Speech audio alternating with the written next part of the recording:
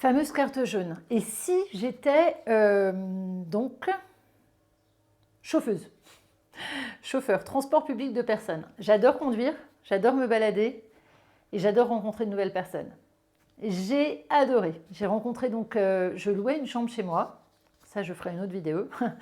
Je louais une chambre chez moi pour me faire de l'argent et j'ai rencontré un jeune super sympa, Pierre, j'ai une petite pensée pour lui, qui a sa boîte de taxi à Val d'Isère. À l'époque, il exerçait à Val d'Isère tout le temps. Et il me dit, je vais vous expliquer comment on fait. Donc, la fiche médicale du conducteur te permet d'être chauffeur. C'est-à-dire te permet d'envoyer, de demander à des gens qui ont des boîtes de VTC, qui font du VTC. On n'a pas le droit de conduire les voitures taxi, hein, mais on a le droit de conduire les véhicules VTC et de conduire pour eux et de faire du transport de personnes. Ça s'obtient assez facilement auprès de la préfecture. Il faut une visite médicale. La visite médicale s'obtient aussi facilement. C'est une visite médicale qui est à refaire tous les 5 ans jusqu'à 60 ans. Donc,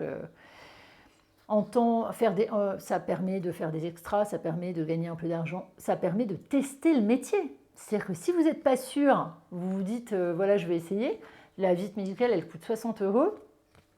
Attention, ce sont des médecins qui sont agréés par la préfecture. Donc, il y a une liste de médecins sur le site de la préfecture. J'enverrai les liens. Alors, j'enverrai les liens de la préfecture de Haute-Savoie. On est d'accord, hein, si vous habitez une autre région de France, vous vous mettrez sur la préfecture de votre région à vous pour vous montrer la démarche. Et ceux qui habitent en Haute-Savoie et qui veulent le faire ou en Savoie, ce sera assez simple.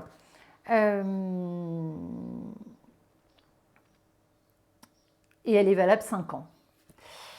Donc facile à obtenir, facile pour se faire de l'argent à côté, facile pour tester le métier et se dire, voilà, est-ce que j'ai envie d'être VTC ou taxi? Pour les gens qui se poseraient la question.